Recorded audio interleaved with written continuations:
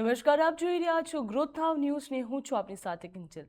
સમાચારની શરૂઆત કરીએ તો જૂનાગઢના સાંસદ અને ગુજરાત પ્રદેશ ભાજપના ઉપપ્રમુખ રાજેશ ચુડાસમાએ પબ્લિક એક્ઝિબિશન બિલને આવકારીને કહ્યું કે મહેનતુ વિદ્યાર્થીઓના પરિશ્રમને ન્યાય અને તેમના ઉજ્જવળ ભવિષ્યને સુરક્ષા આપવાનો મોદી સરકારનો દ્રઢ સંકલ્પ છે।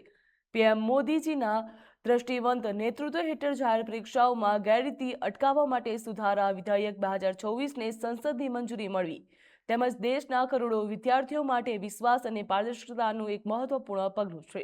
આ સુધારા દ્વારા પરીક્ષાઓને વધુ નિષ્પક્ષ, પારદર્શક અને વિશ્વસનીય બનાવવાની દિશામાં અસરકારક વ્યવસ્થા કરવામાં આવી। પેપર લીક અને અન્ય પરીક્ષા સંબંધિત ગેરરીતિઓ સામે હવે વધુ કડક કાયદાકીય કાર્યવાહી કરવામાં આવશે તેમજ આકરા દંડ અને મજબૂત સુરક્ષા વ્યવસ્થાની જોગવાઈ પણ કરવામાં આવી। દરેક મહેનતુ વિદ્યાર્થીનો પરિશ્રમ જ તેનું સાચું મૂલ્ય બને છે તેમજ તેને યોગ્ય ન્યાય મળે તેના માટે મોદી સરકાર સતત પ્રતિબદ્ધ છે। દેશના યુવાનોના ભવિષ્યને સુરક્ષિત કરવા ભારતની સંસદે લીધો છે એક ઐતિહાસિક અને ક્રાંતિકારી નિર્ણય। વર્ષોથી રાત દિવસ એક કરી સ્પર્ધાત્મક પરીક્ષાઓની તૈયારી કરતા આપણા વિદ્યાર્થીઓના સ્વપ્નો પર હવે કોઈ માફિયા કાળો છાયો નહીં પાડી શકે। કારણ કે ભારતની સંસદે પસાર કર્યો છે જાહેર પરીક્ષાઓ ગેરરીતિ અટકાવ સુધારા વિધેયક। માનનીય વડાપ્રધાન શ્રી નરેન્દ્રભાઈ મોદીના નેતૃત્વમાં કેન્દ્ર સરકાર આ વિધેયક લાવી અને સંસદના બંને ગૃહોએ તેને પસાર કરી દીધું છે। એટલે એમ કે જાહેર પરીક્ષામાં ગેરરીતિ અને પેપર લીક કરનારાઓ હવે જડમૂળથી નાબૂદ થવાના છે।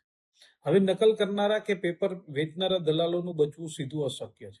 પછી ભલે એ યુપીએસસી હોય, નીટ હોય, એસએસસી હોય કે બેન્કિંગ અને રેલવેની સ્પર્ધાત્મક પરીક્ષાઓ હોય, હવે પેપર લીક કરનાર કે સંગઠિત ગેરરીતિ આચરનાર માફિયાઓ સામે નોંધાશે સીધો બિનજામીનપાત્ર ગુનો। કાયદાના સિકંજામાં આવતા જ સીધી 10 વર્ષ સુધીની કડક જેલ અને 10 કરોડ સુધીનો આકરો દંડ ફટકારવામાં આવશે।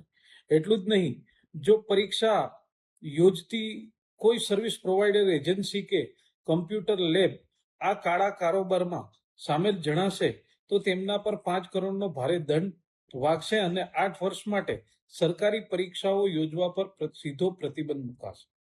અને ઝડપી કેસ નિકાલ માટે દેશના દરેક ખૂણે રચાશે સ્પેશિયલ ફાસ્ટ ટ્રેક અદાલતો, જ્યાં 2 મહિનાની અંદર તપાસ પૂરી અને માત્ર 3 મહિનામાં આવશે સીધો ચુકાદો।